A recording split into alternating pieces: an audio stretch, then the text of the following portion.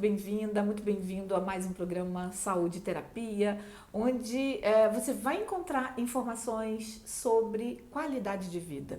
Aqui a gente traz temas, né? Eu sou Carla Stael, meu amigo Leandro Maurati, somos terapeutas integrativos e a gente busca trazer temas que até são recorrentes nos nossos atendimentos. Sim. E a gente percebe que muitas pessoas, por não ter certas informações a respeito de inteligência emocional, né, de saúde emocional, acabam tendo alguma dificuldade no seu dia a dia que a gente pode ajudar a melhorar. Sim. Então, hoje a gente escolheu um tema muito interessante. A gente vai falar sobre família.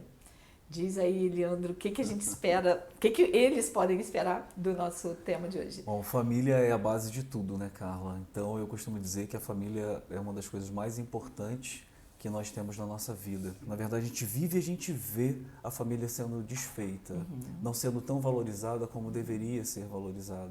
E a gente vai tratar hoje alguns assuntos aqui extremamente importantes para que as pessoas entendam ou pelo menos tenham uma reflexão, façam uma reflexão sobre a importância da família para a vida, a importância da família para a vida dos nossos filhos, netos. Mesmo que a gente não tenha tido uma família do jeito que a gente sonhou, a gente não teve, mas a gente pode ter ainda. Tudo vai depender da forma que a gente enxerga as coisas e das atitudes, das nossas ações, né, daqui para frente, para que a gente realmente deixe um legado, deixe um significado. É importante quando a gente fala do legado, do significado, não é aquilo muitas vezes que a gente escreve, o que a gente fala, mas é o que a gente deixa dentro dos nossos filhos, dentro dos nossos netos, como que eles vão lembrar da gente. Exato. E a família está ligada a tudo isso. Com certeza. E o que você falou é importante porque às vezes a gente repete comportamentos dos nossos pais, dos nossos avós. E, ok, valores familiares é uma coisa, você repetir, né, respeito, sabe, né, toda essa questão. O grande detalhe é que o mundo vem mudando, inclusive o próprio discernimento das pessoas vem mudando. Os nossos avós não tinham informações que nós temos hoje. Então a gente não tem mais nem desculpa para repetir comportamentos, né? Eu sigo uma linha, eu tenho um netinho, eu tenho 2 filhos e um netinho, e eu já comecei a ver coisas que eu errei com eles.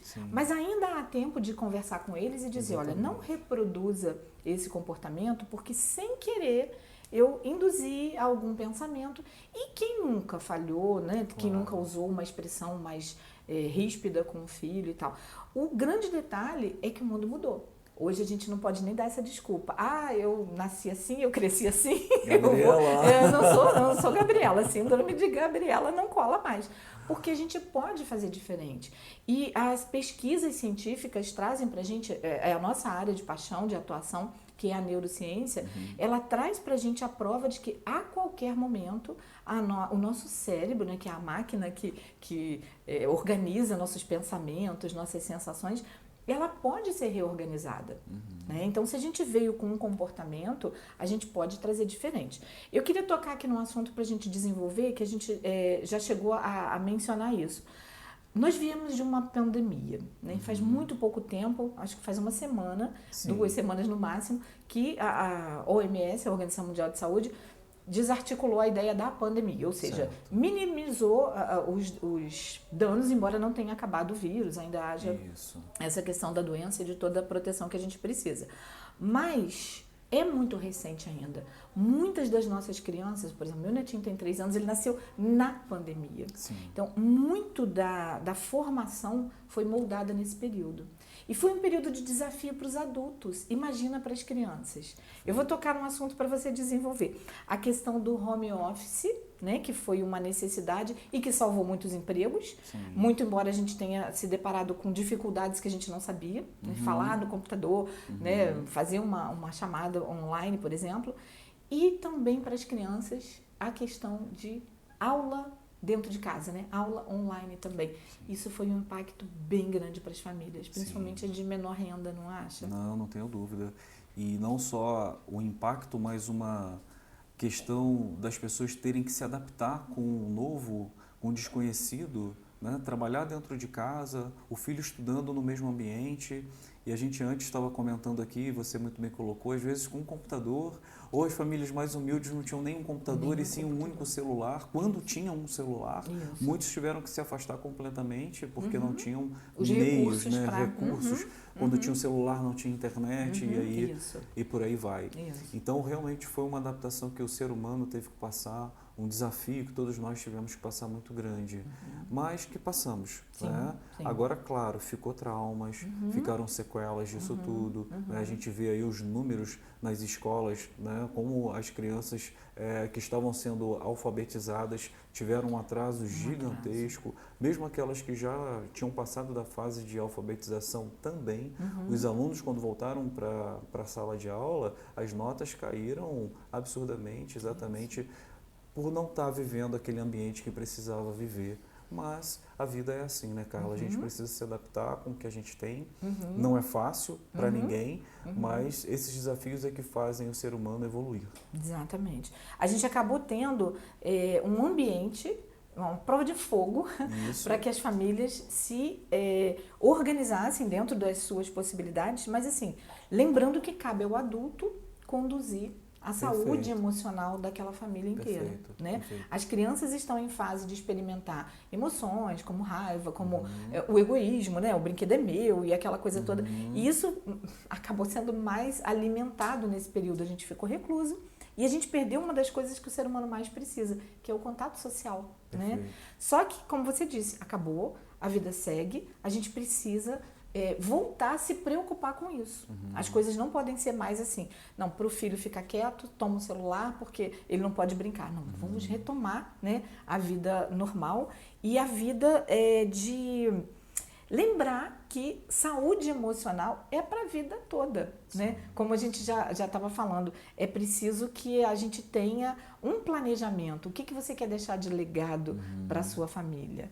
Uma estabilidade. E são várias dicas que a gente pode dar para que a família conduza os adultos, né, se preparem, cuidem da sua saúde emocional e consigam repassar. Vamos falar de algumas coisas? Como é que a gente pode melhorar essa conexão entre a família? Sim. Autoconfiança das crianças, vamos falar sobre isso. Olha, eu acho que a autoconfiança das crianças, antes da gente falar das crianças, a gente precisa falar da autoconfiança dos pais das crianças. Sim, eles precisam se empoderar, né? Isso. E a gente tem aí muitas famílias sendo destruídas exatamente porque repetem alguns comportamentos que viveram no passado de suas próprias famílias. Mas como eu coloquei aqui na frente, você pode fazer diferente a partir de agora. E buscando inteligência emocional, saúde emocional. Porque quando a gente não tem inteligência emocional, quando a gente não tem saúde emocional, o que a gente tem? Ignorância emocional. Ignorância num bom sentido. Sim, né? Ignorância de não ter o conhecimento. E é o conhecimento que liberta. Se tudo na minha vida está dando errado, se eu estou repetindo todas as coisas que eu vivi no passado com os meus pais, se os meus pais se separaram e eu também me separo, eu estou no segundo, no terceiro casamento as coisas não estão dando certo, chegou a hora de parar, pensar, avaliar toda aquela situação e começar a buscar informações para se entender, né? Para entender o seu comportamento e entender o porquê aquilo está acontecendo. E, novamente, né, a gente traz um pouco a sardinha para o nosso lado. A hipnoterapia é uma ferramenta poderosíssima para mostrar isso para as pessoas, para identificar esses pontos, corrigir esses pontos e mostrar para as pessoas que elas podem muito mais daquilo que elas estão acostumadas a receber ou a dar. E quando a gente entende que a gente pode mais, a gente também dá mais. Sim. Aí a gente dá mais o quê? Gestão emocional para os nossos filhos. Exatamente. Saúde emocional para os nossos filhos. E não é falando que você é um burro, falando que você nunca vai aprender, é falando para ele que naquele momento ele pode não ter tirado uma nota baixa, mas parabéns pelo seu esforço, porque você é capaz de tirar uma nota muito maior. E eu vou te ajudar. Senta aqui do meu lado, vamos tentar entender. E a gente tem pais e mães que não têm muita cultura, não têm muito conhecimento para fazer, mas só a atitude de estar do lado do filho vai fazer com que o filho tenha motivação para ser cada dia melhor. É crescer 1% todos os dias. Mas essa iniciativa, como você muito bem colocou, essa responsabilidade não é da criança. Essa responsabilidade é sua. É quem está em casa agora nos vendo e nos ouvindo. a responsabilidade é sua. Foi você que colocou essa alminha, essa pessoinha, né, linda, maravilhosa no mundo. Agora, cabe a você buscar o conhecimento para dar o conhecimento, e o melhor conhecimento para o seu filho. E muitas vezes o melhor conhecimento não é só aquilo que a gente aprende, mas são as nossas atitudes. Perfeito. Tem um ditado que eu amo, né? Que eu já ouvi vários empreendedores falando, cientistas falando, mas é real, né? Muitas vezes você dá conselho e o conselho a pessoa ouve, mas se fosse bom a gente não dava, vendia. Agora o exemplo, ele arrasta. Com certeza. Então se você tem um bom exemplo dentro de casa, você é um bom exemplo para o seu filho e você faz aquilo que você fala, porque tem gente que cobra, mas não faz. Sim. Agora se você faz aquilo que você realmente é de verdade, você fala aquilo que você realmente é, não tenha dúvida que o teu filho vai te ter como um exemplo. Com certeza. E a gente fala muito em inteligência emocional, mas é só, né, uma breve explicação. Na verdade, inteligência emocional não é uma coisa assim tão fora da nossa realidade. Sim. É apenas você entender que você tem a capacidade de controlar as suas respostas às situações que acontecem no seu dia a dia. Exatamente. Né? Então, um exemplo bem básico de inteligência emocional, no trânsito. Né? Você, às vezes, leva uma fechada e pode reagir jogando o carro em cima do outro, pode reagir xingando o outro, pode reagir estragando o seu dia a partir daquele fato. Ou você pode respirar e falar, caramba, ainda bem que não bateu, isso. Foi só uma fechada e deixa seguir. Ignora aquela situação e segue a vida. E a sua vida segue. Aquilo representou para você um segundo de aborrecimento, que você pode respirar, até se aborrecer, claro, a gente é um ser humano, né? Leva aquele susto, acabou. Ou então levar aquilo para o seu dia inteiro. Sim. E aí você vai descontar, estava chegando no trabalho, vai chegar atrasado, irritado, esbaforido, vai descontar no seu cliente, ou no seu colega de trabalho, ou no seu chefe. Sim. Quando o seu dia vai ser uma porcaria, você vai voltar para casa e vai descontar na família. Exato. Por causa de um momento em que você não soube responder emocionalmente equilibrado a uma situação. Exatamente. Então, tudo é uma cascata que a gente alimenta. No último podcast a gente falou sobre isso. Você pode alimentar uma cascata negativa ou uma cascata positiva. Muito bem. Então, essa inteligência emocional vai se refletir, sim, no seu comportamento, no seu exemplo para a sua família. Exatamente. E isso é muito importante. Dentro de casa e nos nossos ambiente trabalhos, de trabalho, no ambiente claro. de trabalho. Eu já falei isso em outro podcast, mas a gente tem dados, números estatísticos mostrando que 90% das pessoas que são demitidas, elas são demitidas exatamente por não ter inteligência emocional, por não saber como viver com a família ou com o trabalho, né? No caso do trabalho aí. Mas aí a gente tem muitas coisas que a gente precisa colocar e pontuar aqui para as pessoas. Quando a gente está falando de família, imagina, se você não vive bem dentro de casa com seu pai, com a sua mãe, com seu irmão, com seu marido, dificilmente você vai conseguir fazer isso fora de casa. Então, o nosso lar é onde a gente precisa cuidar com todo carinho, com todo amor, respeitar, pedir desculpas, perdoar, para que a gente possa lidar melhor com aquela situação. E quando o nosso lar ele é harmonioso, a nossa vida vai ser harmoniosa. Agora, se a gente não consegue fazer isso dentro da própria casa, a gente vai ter conflitos fora. E a gente não entende por que existe tanta briga no trânsito. A gente não entende por que as pessoas são demitidas, porque elas não conseguem lidar com as situações emocionais da vida dela, mas isso reflete dentro da própria casa. Né? E geralmente as pessoas que são assim, são pessoas que não aceitam muito bem as situações, porque elas não aprenderam a lidar com as frustrações. Exatamente. As crianças precisam de um limite saudável, né? Porque não podemos tudo. Convivemos em sociedade. E, de verdade, outra coisa que me lembrou, assim, quando a gente consegue montar uma harmonia no lar, você dá um empoderamento àquela criança de saber que ela tem um porto seguro, Sim. que ela pertence a uma equipe, né? A família, primeiro pertencimento da gente, um núcleo saudável, um núcleo seguro. Então, se o pai e a mãe têm desavenças, o que é normal, né? São duas pessoas adultas que conversem de uma maneira civilizada, que mantenham o respeito, para que a criança, é o que você falou, o exemplo arrasta. Que a criança entenda que quando ela se dirigir aos pais, também deve ser com respeito. Sim. Quando dirigir ao colega, à professora, né, a gente às vezes delega a gente. Né? Em geral, as pessoas delegam para a escola a responsabilidade de cuidar daquela criança rebelde, aquele adolescente, mas ele está carregando ali o exemplo que ele viu em casa. Né? A gente precisa empoderar os mestres, os professores, para que o aluno, quando chegue lá, saiba, não, ali eu tenho um outro ambiente onde eu também preciso contribuir. Né? É muito bom quando a gente coloca essa responsabilidade no outro. E é difícil também, né, Carla? Porque, assim, talvez... a família seja o maior desafio da humanidade, né? Porque dúvida. ter um filho talvez seja o nosso maior desafio como ser humano, né? Porque quando a gente tem um filho, na verdade, a gente quer dar o melhor para ele, mas nem sempre o que a gente acha que é melhor de verdade. Então, quando a gente traz para o nosso filho muita facilidade, muito conforto, ele ter tudo, na verdade, que a gente não teve, talvez a gente não esteja fazendo bem, mas sim o mal. Porque a gente não está ensinando a criança a lidar com a frustração, com o não. Perfeito. E o não é importante. Perfeito. A criança, ela precisa ter a dificuldade de conquistar também as coisas dela, porque se tudo para ela é fácil, ela nunca vai entender o que é ser frustrado. Só que a vida vai frustrar ela. Todos os momentos ela vai viver e ter que aprender com a frustração. Mas se ela não começa entendendo dentro de casa isso, vai ser muito difícil ela se tornar uma pessoa feliz quando se tornar um jovem adulto.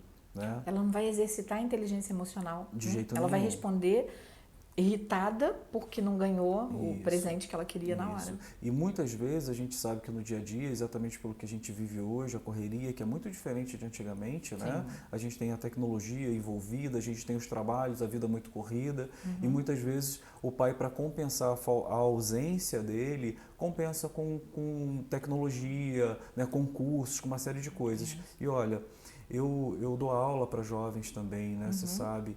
E o que eu mais vejo lá é as crianças, os jovens dizendo assim, o que eu mais queria era meu pai mais perto de mim. O que eu mais queria era a presença do meu pai na hora que eu estou jogando vôlei, na hora que eu estou jogando futebol, no jiu-jitsu. Mas ele nunca está presente. Eu não queria o presente, eu queria ele. Eu queria ela. E isso dói, né? Lá no fundinho do nosso coração, porque a gente sabe, em algum momento, eu passei por isso também, com o meu pai. Então, toda vez que eu ouço um jovem falar isso para mim, eu tenho uma empatia muito grande por aquele jovem. Então, quem está em casa agora ouvindo, se você tem pouco tempo com seu filho, que faça com aquele pouco tempo seja o melhor tempo. Que você esteja completamente ali com ele. Muitas vezes a gente está com o filho e está usando o celular. Tira o celular na mão e dá toda a atenção. Se você dá 5, 10, 15, 20 minutos, meia hora de total atenção para o seu filho, ele vai sentir que você está se integrando totalmente para ele. Dando para ele o que ele mais precisa, que não é a tecnologia, é o amor. A tecnologia ele pode conseguir sozinho e sabe lá para ter acesso a que informação, exatamente, não é? Exatamente. O exemplo tem que vir daquele contato, daquele convívio. E isso faz com que os dois exercitem a inteligência emocional. Porque às vezes a gente se irrita com uma criança agitada, barulhenta, né? A gente sabe como é que é difícil. Mas se você também está ali presente naquele momento, não importa. É o momento de jogar bola, é o momento de correr, é o momento de rir, de fazer cosquinha, de brincar. É um momento em que as emoções fluem muito mais livres do que se você estiver conduzindo e esperando que ele seja um santinho sentado olhando para a televisão o tempo todo. E quando a gente fala do que a gente está falando da família, a gente tem muitos livros falando sobre isso. Mas eu queria colocar um dos livros que eu amo, né? Talvez eu mesmo precise me dedicar mais a estudar sobre esse livro, que é a Bíblia. A Bíblia fala da família mais de 90 vezes. Toca em diversos exemplos dentro da família, das dificuldades que as pessoas passaram, mas que a união, a força da família fez com que eles superassem aquilo tudo.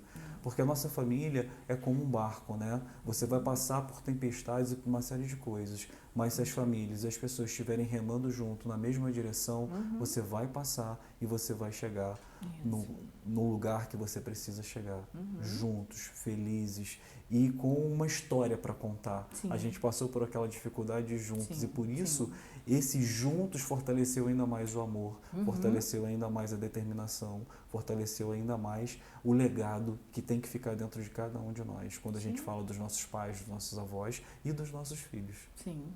A nossa autoimagem, né? O nosso senso de pertencimento, aonde que a gente precisa voltar quando a vida der uma tempestadezinha e a gente ter um porto seguro, né? Exatamente. Se a família não for o porto seguro, vai ficar muito mais difícil. Perfeito. Porque a gente vai procurar quem? Vai pegar o celular? Tem muitos exemplos de dicas, mas a gente precisa de um colo, a gente precisa da família. Exatamente. É o nosso porto seguro. Muito bem. Nossa vida. Olha, é muita coisa boa pra gente conversar e lá vamos nós estourando o tempo de novo. Então, muito obrigada pela sua participação aqui com a gente. Vamos falar no nosso próximo podcast sobre autoestima, que é uma base para a gente viver bem e feliz. Um abraço. Até a próxima.